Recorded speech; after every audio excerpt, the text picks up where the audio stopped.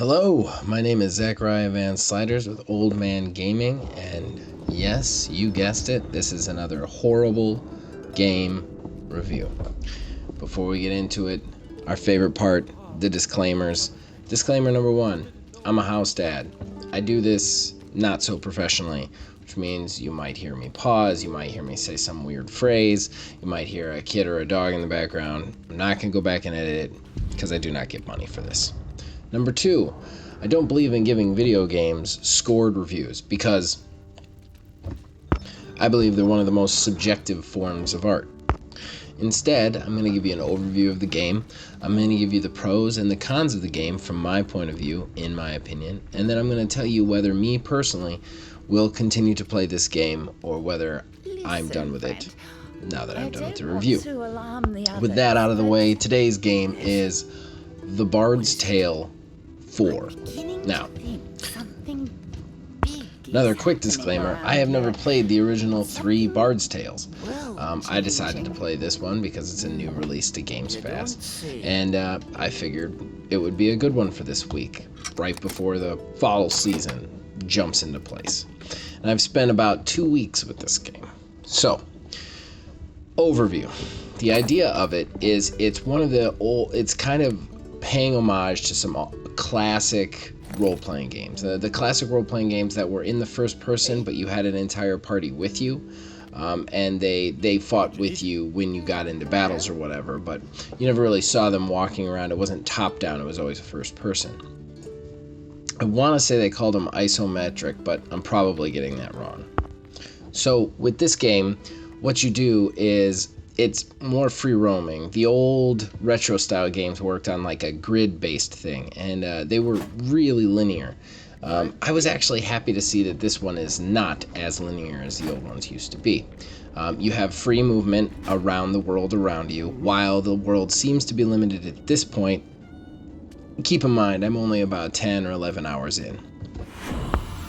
And if you want a better review, there are better ones out there, I am sure, more in-depth ones, but this is all the time I was able to spend with it so far. As you progress with the storyline, you collect more party members. Party members with one of the 4 different classes. There's a fighter, a rogue, a bard, of course, and a practitioner, or your wizard, standard wizard class. Each of these classes are incredibly in-depth. They have specific weapons, armors, trinkets, tricks, traps, skills, everything very customizable and decked out. I am sure that this is a continuation of the previous games. While you're not playing the characters from the previous game necessarily, there's, I'm sure, nods in it that I'm not getting.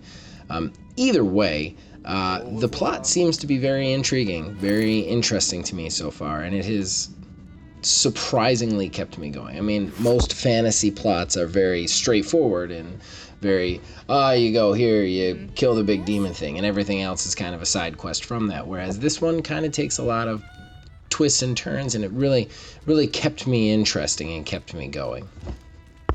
Another thing interesting about this game that I've never really seen in games like this is it works with this strange, and you'll see it in the video, this strange grid-like system.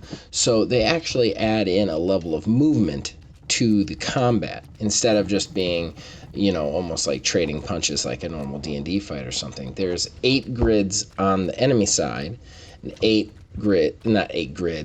squares on the enemy side, 8 squares on the good guy side. You can actually move your pieces around, and where your people are in relation to the people on the other side decides what attacks they'll be hit with, what attacks they can hit with, what they can do. And one thing that this just made such an interesting level of depth, which we'll talk about in the pros. But I was surprised to see how in-depth this is. One thing about this review system, me starting to do these reviews, is it's forced me to try games that I would have just immediately said no to, and occasionally I find some real gems. This one is very interesting. It's not what I expected it to be when I started playing. I was also pleasantly surprised that there are side quests to do. It's not just straight and linear like most of these games are, which is something I was getting worried about. Something even more interesting is, with the exception of just creating your character, you can also eventually unlock the ability, not unlock the ability, but you get these mercenary tokens, which allow you to create characters for your party if you don't like the story-specific ones they provide to you. Something else that's worth noting, and will be even more worth noting in the pros section, is that every character in this game has a voice acted. It's voice acted, start to finish. There is no text basis, which a lot of these games are all about the text, and it drives me nuts. I tend to lose a little interest in a text-based game. But with this, everybody speaks, and all the voice acting is impeccable. The world design is pretty cool and pretty intuitive, and it's never really restrictive. There are a lot of puzzles in this game, though, in addition to the combat. Some of them harder than others. So let's take it to the pros. Pros, number one, already kind of mentioned this. The voice acting in this is impeccable, and it never stops. This game truly immerses you in the world using the voice actors and the characters around them. These characters are constantly talking. They're making I was pleasantly surprised to see every once in a while they just make conversation with each other that you can overhear. And in addition to this, created characters you make can also just randomly disperse, which is really nice. It makes these kind of what you would think would be throwaway characters almost have a life of their own. They also, during the battle, they will constantly shout out taunts and orders and everything else during the fights. And it really gets you into it. In addition to all that, while there's not a huge selection to pick from, your characters can also have full voice over acting and some crazy stuff. There is one pick that is an incredibly dirty, volatile Scotsman voice, and I cannot recommend enough taking this as your character's voice so you can just literally hear him scream random stuff at everybody. The next big pro is the music. They handcrafted all the music in this old school Celtic style, and it's beautiful. Like, you are greeted with it the minute you turn it on, and while in, there is just this constant soundtrack of wonderful flute playing and drum play. It sounds like it really gets your heart pumping when you're in these fights and in these action sequences. And when you're supposed to kind of feel sad, there's been one that one of the characters sings in a bar that I just can't get out of my head. The music is handcrafted and beautiful. And finally, the last big pro for me is the combat. It's absolutely amazing combat. I was so surprised to see how in-depth it is and how much you can get out of it, especially with the movement aspects. There's so many powers that they put on your characters that allow you to move other characters too. I used a practitioner to levitate a monster into a square that I had started on fire. I would taunt characters to move into range of attacks. It's once you get the hang of it, it's absolutely beautiful and awesome, especially when you get more than just the two characters you start with. It gets so interesting with the combos and whatnot. Okay, so cons. Number one, with a bullet, is how buggy this game is. I really wish they had taken a little bit more time and put some more polish on this game. There are huge clipping errors. The game has crashed on me 3 different times in my 12 hours with it. There's also a lot of weird graphical stuff that happens. At one point, for an entire playthrough, about 1/4 of an inch of the right side of my screen was just white, and it would just white out everything. Strange stuff that even I have never seen in playing video games for the 20 years that I've been playing video games. My second big con is how slow of a burn this game is. The tutorial part you beat relatively fast, but there's a huge learning curve to the combat, and it doesn't really get super interesting until you get at least 3 characters on your team. And you don't get 3 characters on your team for a few hours of play.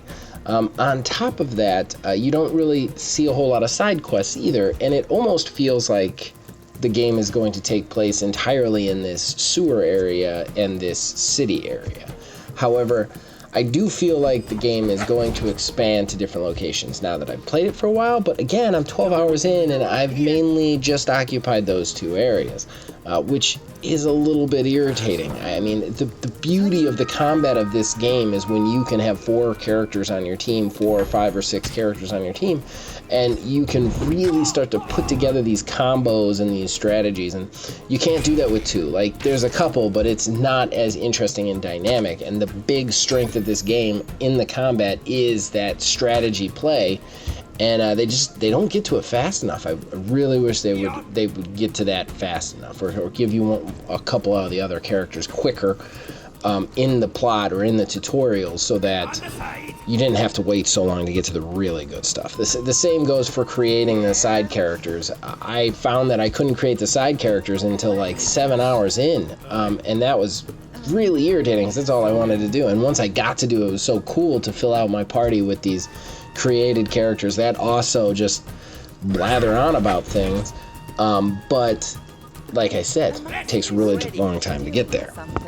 My next con is they have this really weird leveling mechanic where you have these skill trees, which is very cool and nice and dynamic, but they cut them off into sections, and you have to keep going back to this same place to get those section walls removed.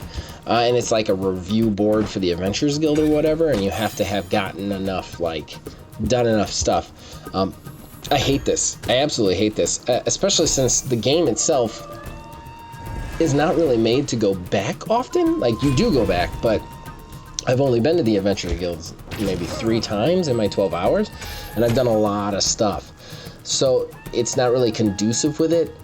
And also, I thought maybe it would be like a cap for over-leveling the character so you went through the storyline too easily, but every enemy is hand put there and does not return once you beat them, so it's not like you can grind something out until you get really high level. So I don't know why they did that.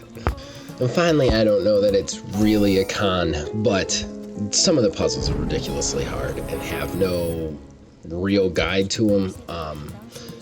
And I spent 2 hours of my 12 hours just wandering around this same area to try and find this object for quite some time, until I realized I had to do a thing that was in no way, shape, or form obvious to do, which is irritating. I don't like looking things up on wikis to figure stuff out. I like to figure it out on my own, or at least be able to. So that brings us to our conclusion. Am I going to stick with this game? I gotta say, I am. I feel like I'm going to go back to it.